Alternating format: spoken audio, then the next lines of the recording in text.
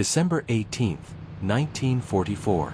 In the dense, snow-choked forests surrounding the Belgian town of Bastogne, the mercury has dipped to a bone-chilling 14 degrees below 0 Fahrenheit.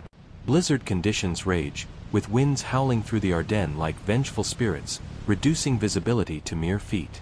American troops from the 101st Airborne Division, known as the Screaming Eagles, hunker down in hastily scraped foxholes, their M1 Garand rifles caked in ice, fingers so frozen they can barely squeeze the triggers. For 2 grueling days, they've been cut off, encircled by elite German Panzer divisions. Supplies are critically low, ammunition rationed to a few rounds per man, food reduced to scraps of K rations scavenged from the dead. The bitter cold claims more victims than enemy fire. Frostbite blackens toes and fingers, turning limbs into useless stumps overnight. Amid this icy inferno, a 22-year-old corporal named Eddie Voss crouches in a shallow dugout, his breath forming clouds as he clamps headphones over frost-nipped ears, tuning a captured German Fug-10 radio transceiver. Unbeknownst to him, in the next few hours, his bold defiance of direct orders, an act that could land him before a firing squad, will avert a massacre, preserving the lives of roughly 300 fellow Americans. Without his intervention, those soldiers would have been obliterated in a dawn assault, their names etched on casualty lists, families notified by somber telegrams. But Eddie Voss, armed only with a voice honed by family heritage and a reckless spark of ingenuity, transforms impending doom into an improbable triumph. His deed, deemed a grave violation of the Uniform Code of Military Justice, prompts a high-level cover-up, sealing the records in classified vaults for decades. This tale uncovers a hidden facet of the Battle of the Bulge, revealing how, in the chaos of war, the most potent tools aren't always steel and gunpowder, but the subtle arts of language and resolve, forged in the quiet moments of a Midwestern childhood. Edward Voss was born in 1922 in the heart of America's Midwest, in a small farming community in Wisconsin where German immigrants had settled generations earlier, fleeing economic hardship and political unrest in Europe. His family embodied the classic immigrant story: hard-working folks who tilled the soil, built sturdy homes, and clung to their cultural roots amid the vast American landscape. Eddie's grandmother, Anna Voss, a stern yet affectionate woman who had emigrated from Bavaria in the late 1800s, was the family's linguistic anchor. She spoke German fluently, weaving it into daily life: lullabies at bedtime, recipes in the kitchen, stories of old-world folklore around the hearth. Eddie, the youngest of 4 siblings, absorbed it all effortlessly. By age 5, he could converse in flawless High German, mimicking regional dialects from the Rhine Valley to the Black Forest, complete with the rolling Rs and precise intonations that marked native speakers. It wasn't just words, it was rhythm, emotion, the subtle cadences that conveyed authority or urgency. English dominated school and streets, but at home, German was the language of comfort and identity. This bilingual upbringing, common among over 5 million German Americans in the interwar years, would later prove invaluable, though in ways no one could foresee. As the Great Depression gripped the nation in the 1930s, Eddie left school early to help on the family farm, learning resilience amid dust bowls and failed crops. When Pearl Harbor was bombed in 1941, thrusting the U.S. into World War II, he was drafted at 20 into the U.S. Army Signal Corps, the branch responsible for communications, radios, telegraphs, and codes that kept armies connected across battlefields. With over 350,000 personnel by war's end, the Signal Corps was the unsung backbone of Allied operations, but Eddie was no standout recruit. He lacked formal education in electronics or cryptography. His entry exam noted only his mechanical aptitude from farm work and, curiously, his perfect German fluency. In an era when German Americans faced widespread suspicion, FBI investigations, internment camps for some 11,000, and no Germans allowed signs in public places, his language skills raised eyebrows. Loyalty oaths were mandatory, and many like him anglicized names or downplayed heritage to avoid accusations of sympathy for the Nazis. Eddie, assigned as a basic radio operator, relayed messages and monitored frequencies without fanfare. His talent lay dormant, seen more as a potential risk than an asset in a war where propaganda painted all things German as enemy. By late 1944, the European theater teetered on a knife's edge. Allied forces, after the D-Day landings in Normandy on June 6, had pushed deep into France and Belgium, liberating Paris in August and nearing the German border. Supreme Allied Commander General Dwight D. Eisenhower optimistically predicted the war's end by Christmas, underestimating Adolf Hitler's desperation. Germany, battered by Soviet advances in the east and Allied bombing campaigns that reduced cities like Dresden to rubble, scraped together reserves for a final gamble. Unternehmen Wacht am Rhein, or Operation Watch on the Rhine. Renamed Herbstnebel, Autumn Fog, for secrecy, it aimed to split Allied lines through the Ardennes forest, a 75-mile weakly defended sector of rugged hills, dense woods, and narrow roads. Hitler amassed nearly 410,000 men, 1,400 tanks, including formidable King Tigers, and 2,600 artillery pieces, exploiting foggy weather to ground Allied air support. The offensive, launched at 5:30 a.m. on December 16, 1944, caught the Allies off guard, creating a 50-mile bulge in the front lines. American units, stretched thin with green replacements and fatigued veterans, reeled under the assault. The 106th Infantry Division suffered catastrophic losses, with over 6,000 surrendering in the war's largest U.S. mass capitulation. Bastogne, a vital road hub, became a linchpin, its defense by the 101st Airborne under Brigadier General Anthony McAuliffe turned legendary when he replied to German surrender demands with a curt, "Nuts." Eddie Voss's unit, attached to the 101st, found itself isolated in the siege of Bastogne. The Ardennes winter was the harshest in decades, with temperatures plummeting to -20 degrees Fahrenheit, snowdrifts burying equipment, and blizzards halting resupply drops. Soldiers endured trench foot, pneumonia, and malnutrition. Medics amputated frozen limbs in field hospitals lit by lanterns. German forces, including the 5th and 6th Panzer armies led by generals like Sepp Dietrich and Otto von Manschufel, pressed relentlessly, their Tiger tanks rumbling through the mist. Amid this, radio communications were lifelines and liabilities. World War II radios, like the American SCR-300 backpack sets or German Torn.Fu.D2 portables, operated on AM frequencies vulnerable to jamming and interception. Strict protocols governed usage: maintain silence to avoid detection, encrypt messages with codes like the M209 converter, and never transmit on enemy bands. Violations invited court-martial under Article 92 of the Uniform Code, potentially punishable by death in combat zones. The Signal Corps trained operators to listen passively for intel, relaying enemy chatter up the chain without engagement. Deception ops, like the U.S. Ghost Army's fake radio traffic to mislead Germans about troop movements, were handled by specialized units, not frontline corporals. On the night of December 17, Eddie volunteered for a perilous task, monitoring a captured German radio in a forward foxhole, exposed to artillery and patrols.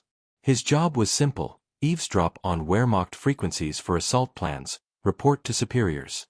The device, a sturdy Enigma-linked transceiver, crackled with static as he tuned in.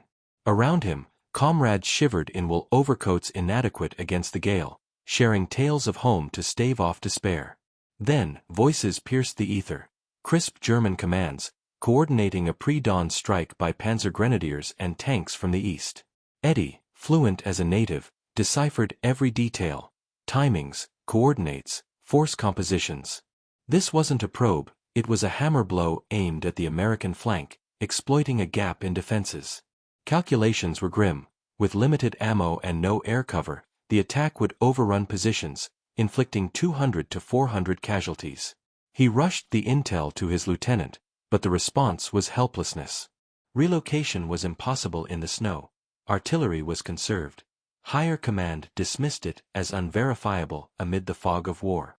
In that frozen solitude, Eddie confronted a moral abyss. Orders forbade active interference. Impersonating an enemy officer risked exposing positions, provoking retaliation, or sparking friendly fire. Yet inaction meant watching brothers in arms slaughtered. His grandmother's lessons surged back: not just language, but empathy, the power of words to sway hearts. He pondered the broader war, how German Americans like General Eisenhower, of German descent, led the fight against tyranny, proving loyalty through action. Deception wasn't new. Germans had used it in Operation Greif, with commandos in U.S. uniforms sowing chaos behind lines. Why couldn't he turn the tables? Crafting a message in his mind, he rehearsed inflections, adopting the clipped tone of a Prussian officer. The risk was immense. A slip in dialect could unravel everything. He confided in a sergeant, who escalated it frantically. Debates raged in command tents. Legal advisors cited prohibitions under the Geneva Conventions against false flags in combat. But the human cost tipped the scale. A captain, weighing careers against lives, nodded grimly. "Proceed, but God help us." At 2:47 a.m., heart pounding, Eddie keyed the mic. In impeccable German, he barked as Oberstleutnant Karl Heinz from Divisional HQ. "Panzerabteilung Eisenfaust, this is command override. Redirect assault to grid 74-9, priority supply depot seizure. Acknowledge and execute." The response came swiftly. Confirmation, engines revving away. The eastern flank held silent as dawn broke, the expected onslaught diverted to a fictitious target miles off. American lines, now alerted, fortified. 0 casualties that morning, a miracle in the Bulge's bloodbath. In the chaotic hours following Eddie Voss's daring transmission, the American perimeter around Bastogne held its breath. German radio chatter went eerily quiet on the expected assault frequency, replaced by confused queries about the sudden redirection. Panzer crews, disciplined and battle-hardened, executed the false order without immediate challenge, rumbling northward toward a non-existent high-priority depot. This bought precious time, 90 critical minutes before dawn, then hours more as German commanders scrambled to verify the phantom directive. American scouts reported the eastern flank unnaturally silent, no probing patrols, no artillery barrages heralding the attack. Soldiers who had whispered final goodbyes to comrades the night before emerged from foxholes into a pale, snowy morning, stunned to find themselves alive. Medics redistributed scarce morphine and bandages, engineers reinforced barricades with fallen timber, ammunition crates were cracked open and rounds doled out anew. When sporadic German shelling resumed later that day, it was disorganized, lacking the coordinated fury that intelligence had predicted. The 101st Airborne, bolstered by this reprieve, dug in deeper, turning Bastogne into an unbreakable nut that the Germans could not crack. Higher command quickly pieced together what had happened. Signal Corps monitors confirmed the Panzer column's detour through intercepted traffic, vehicles reporting fuel shortages from the unnecessary detour, officers demanding confirmation from Divisional HQ that never came. By midday on December 18, German investigators traced the rogue order back to an unauthorized transmission, sparking outrage in Panzer Army headquarters. Court-martial inquiries targeted the commanders who had complied so readily, tightening verification protocols overnight. But the window of vulnerability had closed. American forces, now forewarned and repositioned, called in limited artillery support where possible and prepared ambushes along likely approach routes. Casualties in that sector remained astonishingly low, fewer than a dozen wounded from stray fire, compared to projections of total annihilation. Post-action reports from the 101st Division estimated that Voss's intervention preserved not just lives but the entire defensive line. A breakthrough there could have unraveled the southern shoulder of the Bulge, allowing German panzers to race toward the Meuse River and Antwerp, potentially prolonging the war by months.